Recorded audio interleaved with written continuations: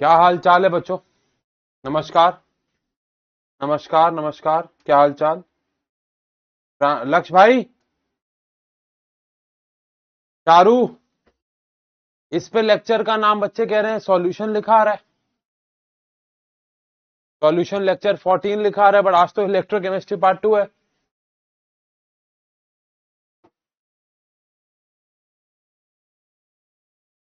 ये तो गलत बात है।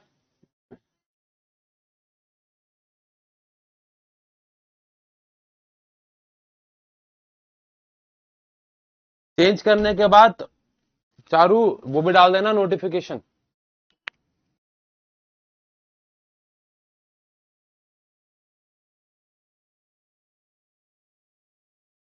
हाँ भाई भाई, नमस्कार नमस्कार, क्या हाल चाल। आई होप आप सभी लोग फिट एंड फाइन हैं। स्वागत है आप सभी का। नमस्कार नमस्कार। तो क्लास का नाम शायद कुछ गलत डल गया है और उसको हम ठीक करवा रहे हैं। तब तक आप मतलब आप तो आ ही गए हैं, जो नहीं आए हैं उनको नोटिफिकेशन भिजवा देंगे। लेकिन सभी को नमस्कार, स्वागत है आप सभी का साइंस एंड फन पे, जहां पे टीचर्स आपको दिल और दिमाग दोनों से पढ़ाते हैं। ठीक है, तो आज हम लोग करने वाले हैं इलेक्ट्रोकेमिस्ट्री। चारों आगे के लेक्चर में भी लिखा हुआ है, देख लेना। आज हम करने वाले हैं बेटा इलेक्ट्रोकेमिस्ट्री का लेक्चर नंबर 2। लेक्चर नंबर 1 में हमने सीखा कि इलेक्ट्रोकेमिस्ट्री एक्चुअली में क्या है। इलेक्ट्रोकेमिस्ट्री एक ऐसी ब्रांच है जो इलेक्ट्रिक एनर्जी से केमिकल एनर्जी और केमिकल एनर्जी से इलेक्ट्रिक एनर्जी में आपस में इंटर कन्वर्जन पढ़ती है, पहली बात। दूसरी बात हमने ये पढ़ा कि इलेक्ट्रोकेमिस्ट्री में जहां पे हम जिस जगह पे हम इलेक्ट्रिक एनर्जी को केमिकल एनर्जी में कन्वर्ट करते हैं उसको इलेक्ट्रोलिटिक सेल कहते हैं, और जहां पे हम लोग केमिकल एनर्जी से इलेक्ट्रिक एनर्जी बनाते हैं इसको हम लोग इलेक्ट्रोकेमिकल या फिर गैल्वेनिक सेल कहते हैं, जिसमें हमने डैनियल सेल को पढ़ा था। अब डैनियल सेल में हमारे पास कुछ रिएक्शन आई, फिर हमने उसकी ओवरऑल रिएक्शन वगैरह वगैरह पढ़ी, तो कुल मिला के हमारे पास गैल्वेनिक सेल जो लास्ट क्लास में आया था, इसमें अगर आपको याद हो तो हमारे पास एनोड की जो रिएक्शन थी वो कुछ ऐसी थी, और कैथोड की जो हमारे पास रिएक्शन थी वो कुछ ऐसी थी। और अगर मैं ओवरऑल रिएक्शन लिखता हूं तो दोनों को मैं ऐड कर दूंगा तो ये मेरे पास ओवरऑल रिएक्शन आ जाती है। तो ये पढ़ाई अगर आपको याद हो तो हमारी लास्ट क्लास में हो गई थी। चलिए ठीक है, अब अगर हम लोग आगे बात करें तो आगे और क्या पढ़ना है हमें। सबसे पहले अगर आपको याद हो तो हमारे जो इलेक्ट्रोलिटिक सेल में एक कंटेनर था, लेकिन इलेक्ट्रोकेमिकल सेल में दो कंटेनर थे, और दोनों कंटेनर को जोड़ने के लिए हमने सॉल्ट ब्रिज का इस्तेमाल किया था। अब अगर यहां पे हम बात करें कि सॉल्ट ब्रिज का क्या काम था, पहले आओ अगर एक बार बात कर ले सॉल्ट ब्रिज है क्या और उसका काम क्या है। अगर हम देखें एक बार, तो सॉल्ट ब्रिज बनता कैसे। मैंने आपको बताया था कि कल वाली क्लास में कि सॉल्ट ब्रिज को अभी के लिए आप समझो कि एक कंडक्टिंग वायर है। ऑल्दो वो एक कंडक्टिंग वायर नहीं है, पर अभी के लिए आप उसे कंडक्टिंग वायर समझ सकते थे। लेकिन एक्चुअली में कंडक्टिंग वायर लेने में प्रॉब्लम क्या है। अगर मैं एक नॉर्मल कंडक्टिंग वायर दोनों कंटेनर्स के बीच में डाल दूंगा और वो मेटल की हुई, वो रिएक्ट हो सकती है। मेटल की वायर किसी ना किसी इलेक्ट्रोलाइट के साथ रिएक्ट हो जाएगी। बहुत इनर्ट मेटल लूंगा तो वो बहुत महंगे आएंगे। ग्रेफाइट वगैरह लूंगा तो वो पोरस होता है, उससे लिक्विड लिक्विड जंक्शन, मतलब liquid from one point to another point diffuse होना शुरू कर देता है। तो बहुत सारी प्रॉब्लम्स थी। तो हमें लगा कि क्यों ना एक ऐसे सॉल्ट ले ले और उस सॉल्ट को हम एक जेल में मिक्स कर दे। देखो जेल क्या होता है, जेल के अंदर पानी तो होता है, लेकिन वो पानी की तरह फ्लो नहीं करता है, बहता नहीं है। तो हमने क्या प्लान बनाया, हमने कहा कि यार ऐसा करते हैं, कोई सॉल्ट लेते हैं और उस सॉल्ट को जेल में मिक्स कर देते हैं और एक यूट्यूब शेप में उसको फिल कर देते हैं। उससे हमें मिल जाएगा एक सॉल्ट ब्रिज। अब इससे होगा क्या, सॉल्ट पानी में भी घुला हुआ है तो वो गुड कंडक्टर ऑफ इलेक्ट्रिक बन जाएगा, और वो बहेगा भी नहीं क्योंकि वो जेल है। पहली बात तो इससे बना सॉल्ट ब्रिज। तो सॉल्ट ब्रिज एक इन्वर्टेड यू ट्यूब होती है, जिसमें आपने concentrated solution of inert electrodes, inert electrolytes. अब यहाँ पे इनर्ट इलेक्ट्रोलाइट का क्या काम है, यहाँ पे इनर्ट इलेक्ट्रोलाइट से क्या लेना देना है। तो इलेक्ट्रोलाइट इनर्ट नहीं होते, ऑब्वियस ये बात है। इनर्ट इलेक्ट्रोलाइट का मतलब यहाँ पे है विद रिस्पेक्ट टू जो सॉल्यूशंस हमने लिए हैं, with respect to solutions taken. जो सॉल्यूशन हमने लिए हैं उनके रिस्पेक्ट में अगर बात करें तो ये इनर्ट होने चाहिए। एग्जांपल के तौर पे NaCl इनर्ट नहीं है, लेकिन NaCl in the presence of water inert है, वो रिएक्ट नहीं होता है पानी के साथ। NaCl कॉपर सल्फेट के साथ रिएक्ट नहीं होता है, NaCl आयरन सल्फेट के साथ रिएक्ट नहीं होता। कहने का मतलब इन जनरल कंडीशन, कहने का मतलब यह है कि इनर्ट इलेक्ट्रोलाइट का मतलब ऐसा इलेक्ट्रोलाइट नहीं है, ऐसा कोई सॉल्ट नहीं है जो हमेशा इनर्ट हो, नहीं, जिस सेल में आपने उसे लिया है उसमें वो इनर्ट होना चाहिए। एक इनर्ट इलेक्ट्रोलाइट रिएक्ट नहीं होना चाहिए हमारे वाले इलेक्ट्रोलाइट से जो हमने दोनों सेल में लिए हैं, इधर का सेल उधर का सेल, तो उसको हाफ सेल बोल दिया। जैसे यहां पे हम KCl ले लेते हैं, KNO3 ले लेते हैं, KCl ले सकते हैं, KNO3 ले सकते हैं, NH4Cl ले सकते हैं, बहुत सारे इलेक्ट्रोलाइट्स हमारे पास हैं। Solidified solution of such electro, in solutions, in electrolytes का सॉलिडिफाइड सॉल्यूशन लिया जाता है, यानी ऐसा सॉल्यूशन लिया जाता है जो है तो अभी भी देखा जाए तो सॉलिड फेज में, बह नहीं रहा है, बट वो पानी के ट्रेसेस में है, जेल के अंदर घुला हुआ। लेकिन सॉल्ट ब्रिज लेते क्यों हैं, सीधा मेटल वायर क्यों लेते? मैंने आपको पहले कुछ कारण तो दे दिया हूं। क्या सिग्निफिकेंस है सॉल्ट ब्रिज का? It connect solution of two half cells and complete the circuit. वो तो एक मेटल की तार भी कर लेती, जो फर्स्ट पॉइंट लिखा हुआ है ये तो मेटल की तार भी कर लेती। अच्छा, सेकेंड में लिखा हुआ है इट प्रिवेंट ट्रांसफरेंस ऑफ और diffusion of solution from one end to another, एक से दूसरी तरफ, या फिर इससे, अगर आप याद करो डैनियल सेल, तो जिंक सल्फेट इधर लिया, कॉपर सल्फेट इधर लिया।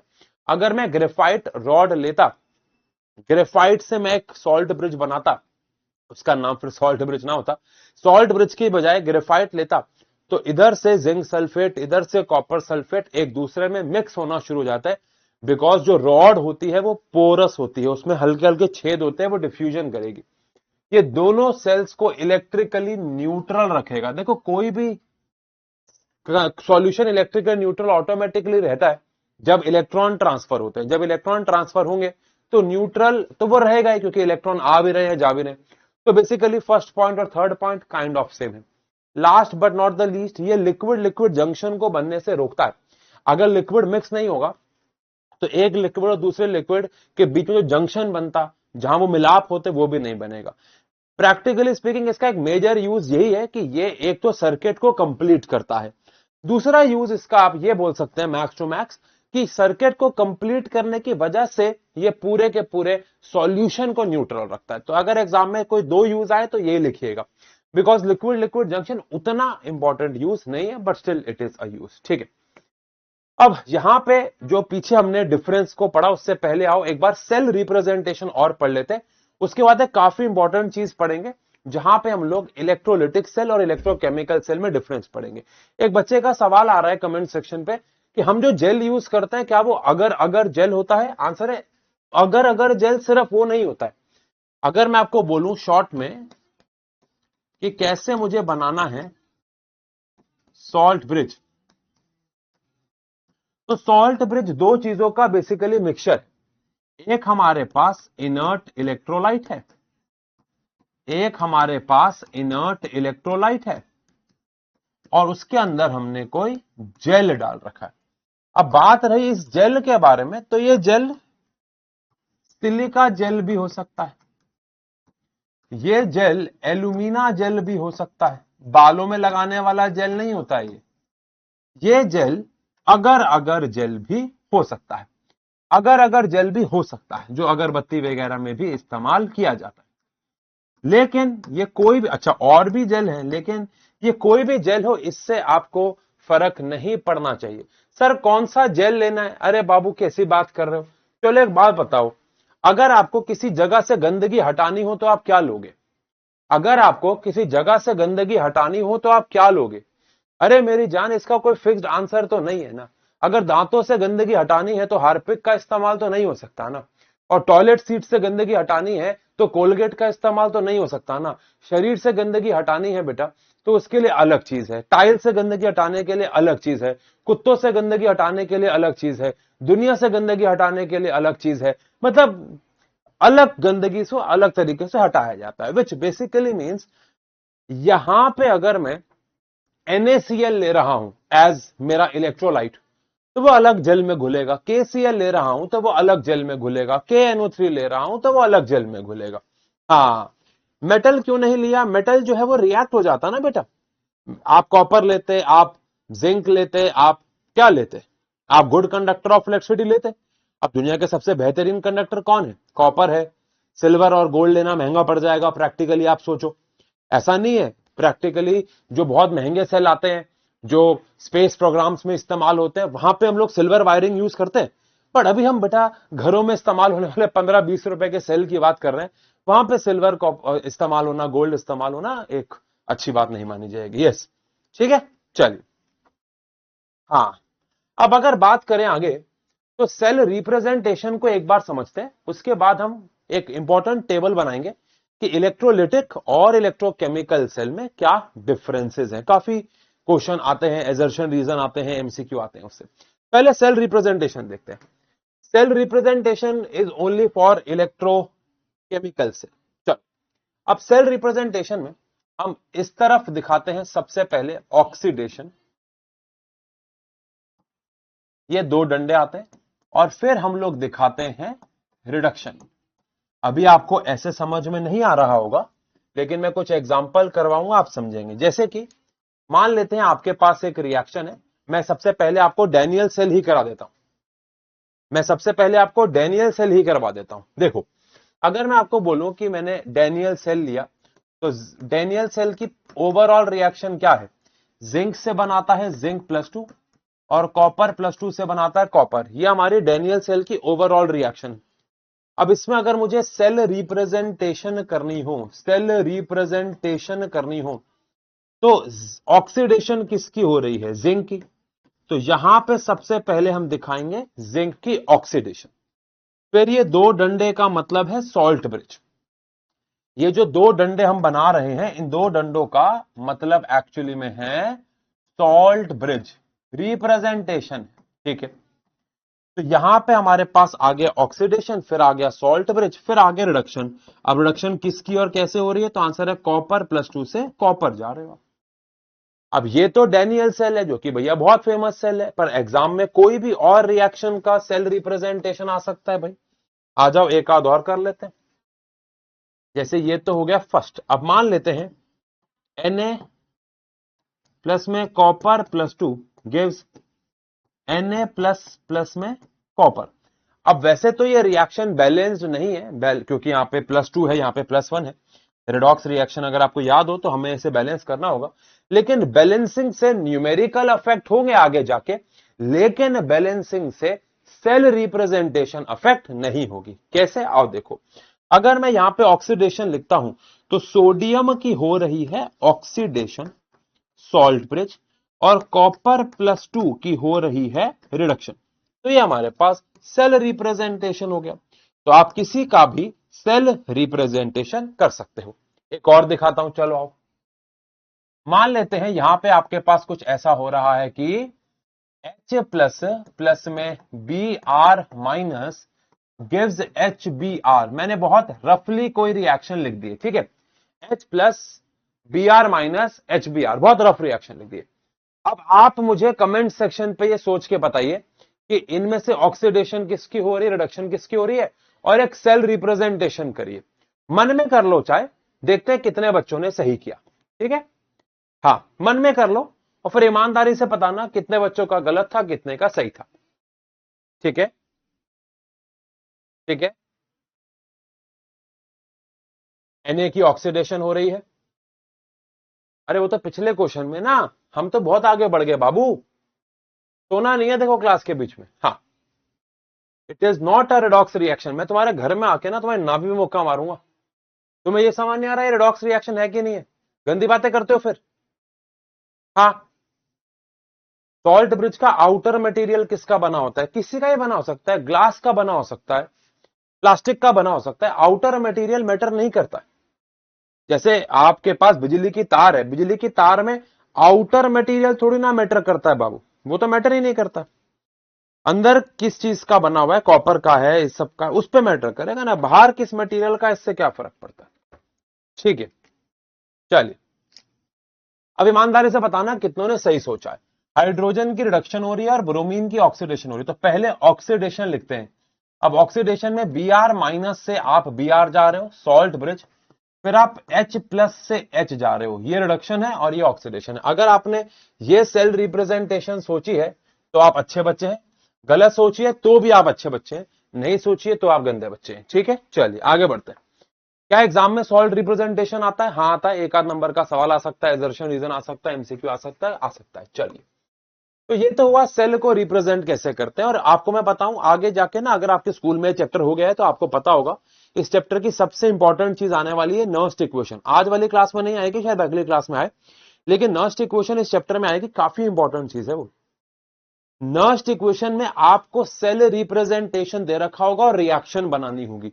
तो पेपर में भले इसके ऊपर सवाल आए ना आए, लेकिन आगे के टॉपिक समझने के लिए आना चाहिए।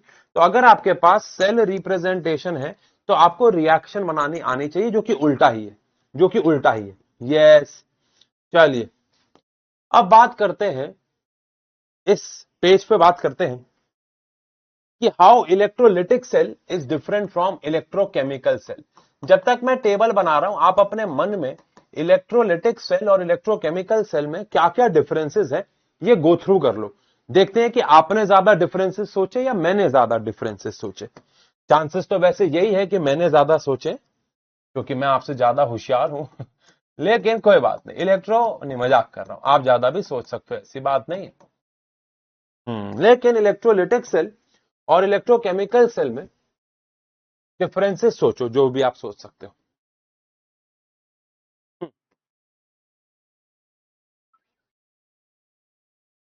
ठीक है, आई होप आपने सोच लिया। पहला तो सभी ने सोच लिया होगा, पहले में तो भैया सभी ने सोच लिया होगा। क्या सोच लिया होगा? कि this converts electric energy into chemical. ठीक है, this converts chemical energy into electric.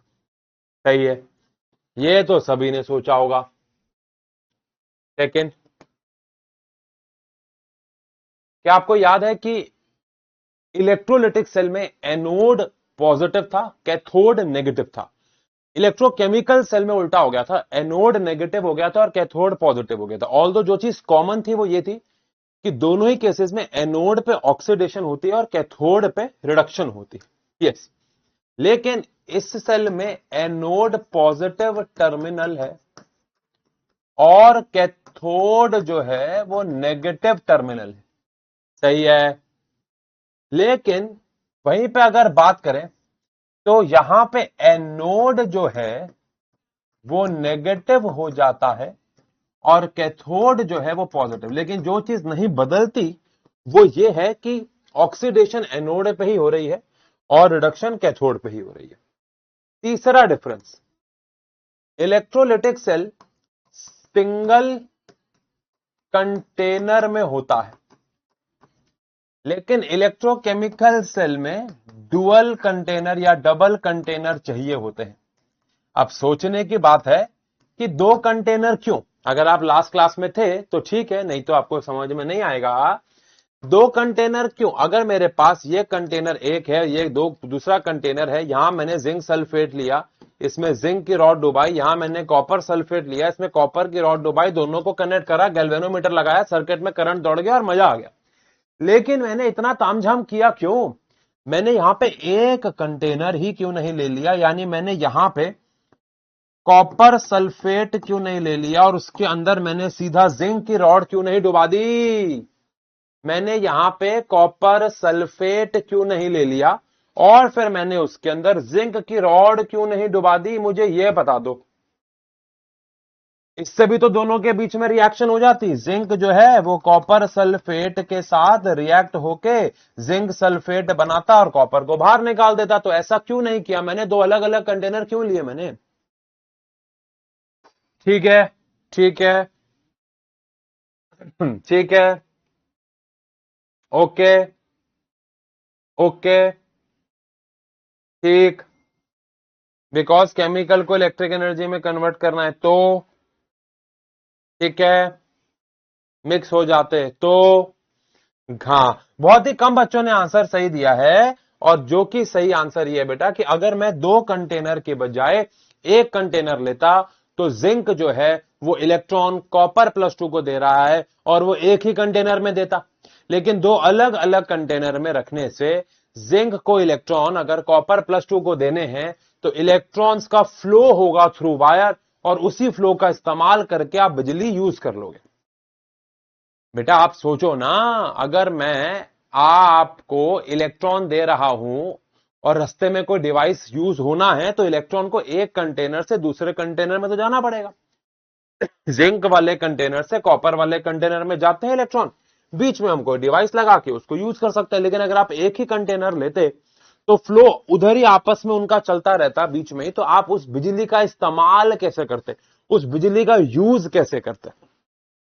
उस बिजली का कोई यूज नहीं हो। देखो इसको थोड़ा सा ऐसे भी समझ सकते हो आप कि लेट अस सपोज कि मैंने आपको 500 रुपए दिए और उसके बदले में आपने मुझे कोई चीज दी, ये फ्लो ऑफ कैश हुआ।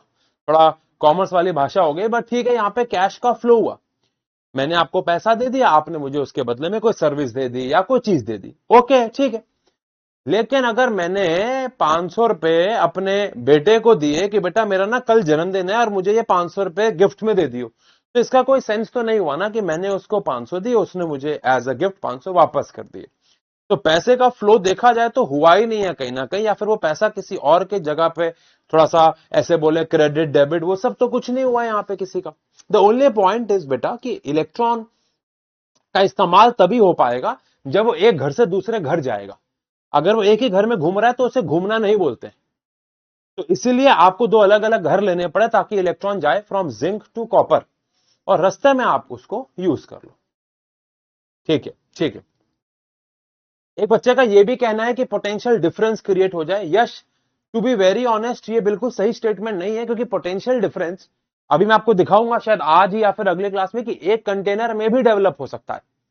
हाँ वो मैं आपको बताऊंगा अभी, लेकिन चलो आगे बढ़ते हैं और डिफरेंसेस की बात करते हैं। तो यहां पे सिंगल कंटेनर में काम होता है और वहां पे आप डुअल कंटेनर जो है वो लेते हैं। अच्छा, अब एक अगला डिफरेंस देखो भाई, इलेक्ट्रोलिटिक सेल में अगर आपने नोटिस किया हो तो दोनों इलेक्ट्रोड्स पे कुछ ना कुछ जाके डिपॉजिट होता है। लास्ट क्लास मैंने आपको मोल्टन NaCl का एग्जांपल दिया था। तो दोनों रॉड पे कुछ ना कुछ जाके डिपॉजिट होता है। चाहे कोई भी इलेक्ट्रोलिटिक सेल उठाओ, एनोड पे भी कुछ जाके डिपॉजिट होगा और कैथोड पे भी कुछ जाके डिपॉजिट होगा, है ना। एनोड पे भी कुछ जाके डिपॉजिट होगा और कैथोड पे भी कुछ जाके डिपॉजिट होगा। यस, ये एक्वास होगा, ऑब्वियस सी बात है। आयंस हमेशा एक्वास फॉर्म में होते हैं, ठीक है। तो अगर ऐसा है तो mass is deposited at both electrodes. Mass जो है ये दो इलेक्ट्रोड्स पे जाके डिपॉजिट होता है, दोनों पे जाके। लेकिन अगर आप यहां पे देखें तो मास जो है वो एक इलेक्ट्रोड से निकलता है और दूसरे इलेक्ट्रोड पे जाके डिपॉजिट होता है। एग्जांपल, जिंक से निकला था और कॉपर पे जाके डिपॉजिट हो गया था। तो mass decomposes from one electrode and get deposited at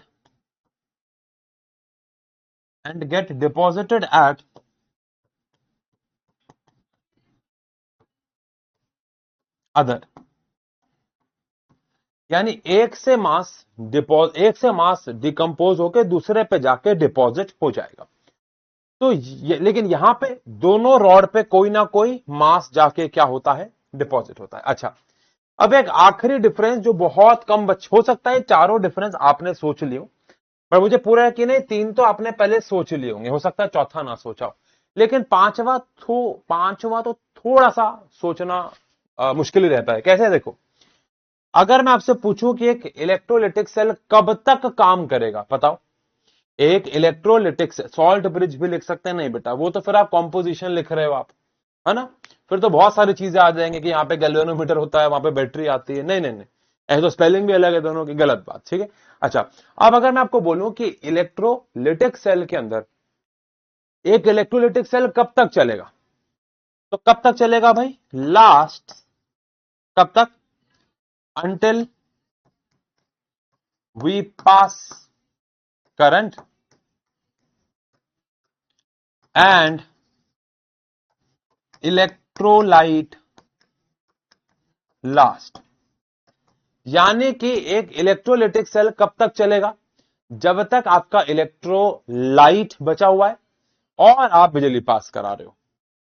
इनमें से कोई भी एक चीज पहले हो गई तो सेल रुक जाएगा। अगर इलेक्ट्रोलाइट खत्म हो गया सेल रुक जाएगा, बिजली पास कराना बंद कर दिया सेल रुक जाएगा। लेकिन यहां पे इलेक्ट्रोड के मास से कोई लेना देना नहीं। यानी यहां पे आपने इलेक्ट्रोड कितना मोटा लिया कितना पतला लिया इससे क्या फर्क पड़ता है, क्योंकि इलेक्ट्रोड के मास से इसका कोई कनेक्शन ही नहीं है ना।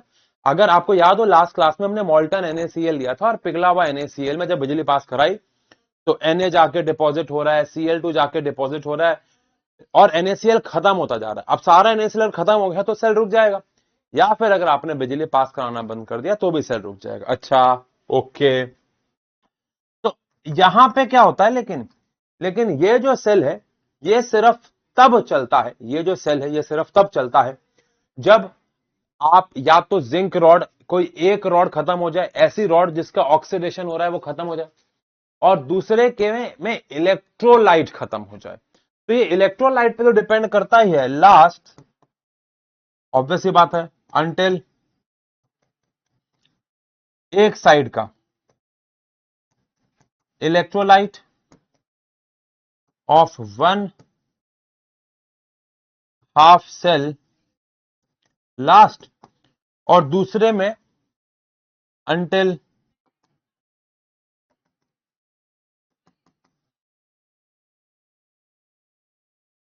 Electrode of one half cell last. अब अगेन ये 5 डिफरेंस जो है ये मैंने आपको समझा दिए। अब क्या पहली बात तो सवाल उठता है, क्या इन पांचों डिफरेंस के बारे में आपने सोचा था? और इन पांचों डिफरेंस के बाद हमारे पास आता है एक लास्ट डिफरेंस। उसके बाद मैं आपसे पूछूंगा कि क्या आप में से किसी ने इसके अलावा कोई डिफरेंस सोचा है, तो हम बात कर लेंगे उसके ऊपर। ठीक है, चलो पहले तो मैं आपसे एक सवाल पूछता हूं, इन दोनों में से ऐसा कौन सा सेल है, इलेक्ट्रोलिटिक सेल और इलेक्ट्रोकेमिकल सेल में से आपके हिसाब से कौन सा सेल है जो अपने आप काम करता है, और इनमें से ऐसा कौन सा सेल है जिसको आपको एनर्जी देते रहने पड़ती है? Very good, very good. Ashit Bhardwaj आप बिल्कुल सही कह रहे हैं, मेरा अगला पॉइंट ही वही है। नितिन पाल जी बिल्कुल सही कह रहे हैं, मेरा पॉइंट ही यही है। लेकिन मैं आपसे कहना चाह रहा हूं, बाकी बच्चों से पूछना चाह रहा हूं इनका पॉइंट बिना पढ़े, कि बेटा आप मुझे बताइए कि इन में से ऐसा कौन सा सेल है जो खुद ब खुद काम करता है, और इनमें से ऐसा कौन सा सेल है जिसको आपको कॉन्टिन्यूसली एनर्जी देते रहने पड़ती है कि काम कर काम कर काम कर। ठीक है, एक बच्चा कह रहा है एक सिंगल यूज होता है और एक मल्टीपल यूज होता है। ऐसा बिल्कुल भी नहीं है, गलत बात है, नहीं ऐसा नहीं है। ठीक है, ठीक है, वेरी नाइस। ठीक है, तो मैंने आपको हल्का सा हिंट दिया और आप सब समझ गए, विच इज वेरी गुड, कि इलेक्ट्रोलिटिक सेल जो है इसको आपको एक्सटर्नल एनर्जी देते रहने पड़ती है बिजली के फॉर्म में। और ऐसे कोई भी प्रोसेस या कोई भी डिवाइस जिसको आपको एनर्जी देनी पड़ती है वो नॉन स्पॉन्टेनियस कहलाया जाता है, वो प्रोसेस नॉन स्पॉन्टेनियस कहलाया जाएगा। तो यहां पे ये जो पूरा का पूरा प्रोसेस हो रहा है ये नॉन स्पॉन्टेनियस है, और अगर नॉन स्पॉन्टेनियस है तो डेल्टा जी की वैल्यू पॉजिटिव हो जाएगी। डेल्टा जी मतलब गिव्स फ्री एनर्जी में चेंज, जो कि 11th क्लास में पढ़ा हुआ है। और अगर एक इलेक्ट्रोकेमिकल सेल है तो ये एक स्पॉन्टेनियस प्रोसेस फॉलो करेगा जिसकी वजह से गिव्स फ्री एनर्जी नेगेटिव हो जाएगी। क्या हो जाएगी? नेगेटिव हो जाएगी। चलिए, हाँ बताइए आपके हिसाब से कोई और डिफरेंस जो हमने मिस कर दिया हो। एक सिंपल प्रोसेस है, कॉम्प्लेक्स प्रोसेस है? नहीं बेटा, हमने आपको जो NaCl दिया वो सिंपल है ना। दुनिया में ऐसे कुछ इलेक्ट्रोलिटिक प्रोसेस हैं जो बहुत ज्यादा कॉम्प्लेक्स हैं जो आपने भी पढ़े ही नहीं है कभी, तो ये डिफरेंस सही नहीं होगा। ठीक है, चलिए, वेरी नाइस। ठीक है, हाँ कोई मन में सवाल? कहाँ गया? हम्म,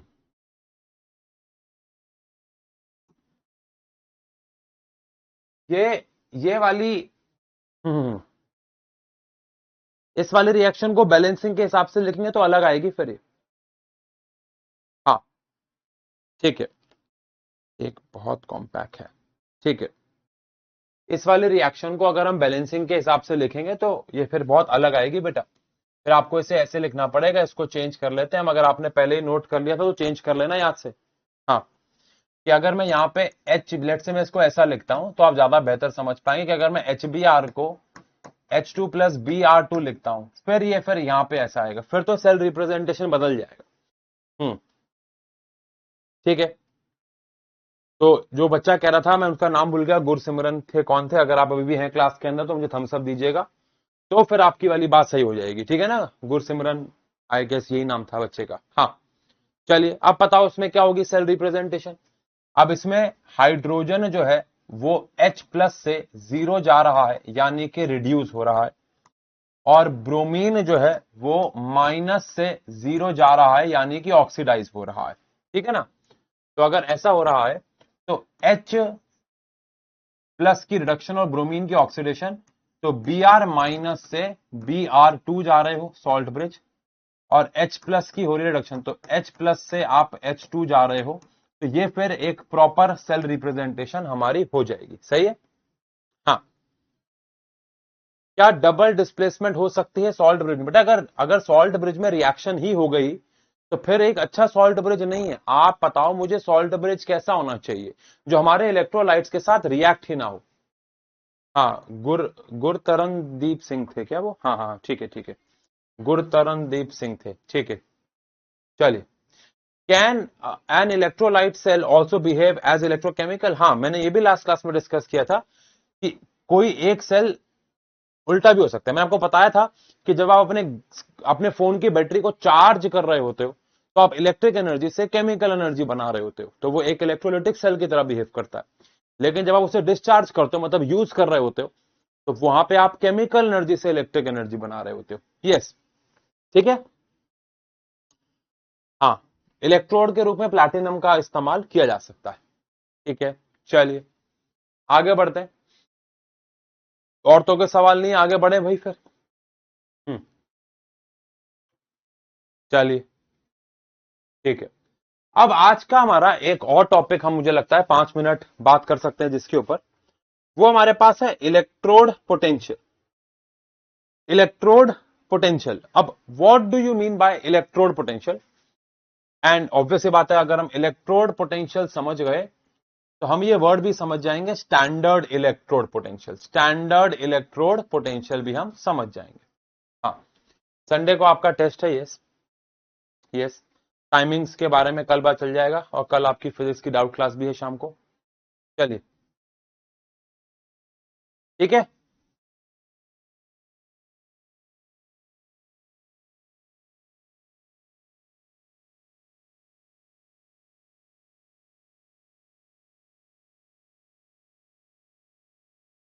ठीक है, अब अगर बात करें बेटा इलेक्ट्रोड पोटेंशियल क्या है, तो यहां पे आप एक बात याद रखेंगे कि अगर मेरे पास एक हाफ सेल है, ये मेरे पास एक हाफ सेल है, मतलब अगर ये पूरा का पूरा एक इलेक्ट्रोकेमिकल सेल है, तो इधर ऑक्सीडेशन वाला हाफ सेल और उधर रिडक्शन वाला हाफ सेल है। ठीक है, अब इसके अंदर मैंने जिंक सल्फेट लिया, जिंक सल्फेट लिया, और यहां पे मैंने जिंक की रॉड ली थी, अगर आपको याद हो तो हमने यहां पे जिंक की रॉड ली थी। ठीक है, अब इस जिंक की रॉड में हाफ सेल में हुआ क्या था, जैसे हमने सर्किट को कंप्लीट किया था, यहां से जिंक +2 आयंस निकलना शुरू हो गए थे, याद होगा आपको। और यह भी याद होगा कि यहां पे जो चार्ज था वो नेगेटिव था, क्योंकि ये एनोड था। ठीक है, अब जब हमने रिएक्शन को शुरू नहीं किया होगा, रिएक्शन को स्टार्ट नहीं किया होगा, तो इसमें जितने Zn+2 होंगे उतने ही SO4-2 भी होंगे। ऑब्वियस सी बात है, जब आपने इस रिएक्शन को स्टार्ट नहीं किया होगा तो यहां पे आपके पास जो Zn+2 का अमाउंट है और SO4-2 का अमाउंट है वो सेम रहा होगा। अगर आपने 50 मोल्स ZnSO4 के डाले हुए हैं तो 50 Zn+2 होंगे मोल्स में और 50 SO4-2 होंगे आपके पास। तो आपके पास Zn+2 और SO4-2 का अमाउंट सेम होगा। लेकिन जैसे जैसे यहां पे रिएक्शन आगे बढ़ेगी और जिंक का जो रॉड है वो टूटना शुरू होगा, तो यहां पे कंटेनर में Zn+2 बढ़ते चले जाएंगे। यस और नो बताओ। जैसे जैसे रॉड टूटेगी यहां पे Zn+2 बढ़ते चले जाएंगे। यस और नो। यानी कि इस पूरे के पूरे इलेक्ट्रोलाइट पे एक्स्ट्रा पॉजिटिव चार्ज आना शुरू हो जाएगा। बताओ ट्रू या फॉल्स। और अगर इस पूरे के पूरे सॉल्यूशन पे एक्स्ट्रा पॉजिटिव चार्ज आना शुरू हो गया और हमारे एनोड पे नेगेटिव चार्ज है, तो हमारी फिजिक्स कहती है कि जहां पे पॉजिटिव चार्ज और नेगेटिव चार्ज एक दूसरे से एक सर्टेन डिस्टेंस पे सेपरेट होके बैठ जाते हैं, वहां पे एक पोटेंशियल जनरेट हो जाता है। वहां पे एक पोटेंशियल जनरेट हो जाता है बिकॉज पॉजिटिव चार्ज को हायर पोटेंशियल मानते हैं और नेगेटिव चार्ज को लोअर पोटेंशियल मानते हैं। इट इज लाइक कि आपने पानी की टंकी को एक जमीन से एक सर्टेन ऊंचाई पे ले जाके रख दिया, तो पानी की टंकी पहुंच गई हायर पोटेंशियल पे और उसका पाइप हो गया लोअर पोटेंशियल पे। अब पानी हायर से लोअर पोटेंशियल आ सकता है। बिल्कुल ऐसे ही पॉजिटिव चार्ज और नेगेटिव चार्ज जब एक सर्टेन दूरी पे बैठते हैं तो उससे पोटेंशियल जनरेट हो जाता है। तो जैसे ही मैंने इस रॉड की मदद से सर्किट को कंप्लीट किया, इस रॉड पे चार्ज है नेगेटिव, सॉल्यूशन पे चार्ज है पॉजिटिव। और जब पॉजिटिव नेगेटिव चार्ज एक दूसरे से एक सर्टेन दूरी पे एक सर्टेन डिस्टेंस पे बैठ जाता है, एक पोटेंशियल डिफरेंस जनरेट हो जाता है। उसे कहा जाता है इलेक्ट्रोड पोटेंशियल। एक बैटरी में क्या होता है, एक बैटरी में एक टर्मिनल पॉजिटिव होता है, एक टर्मिनल नेगेटिव होता है। पॉजिटिव वाला अगर 9 वोल्ट पे है, नेगेटिव वाला 0 वोल्ट पे है, तो हम बोलते हैं ये जो बैटरी है ये 9 वोल्ट की है।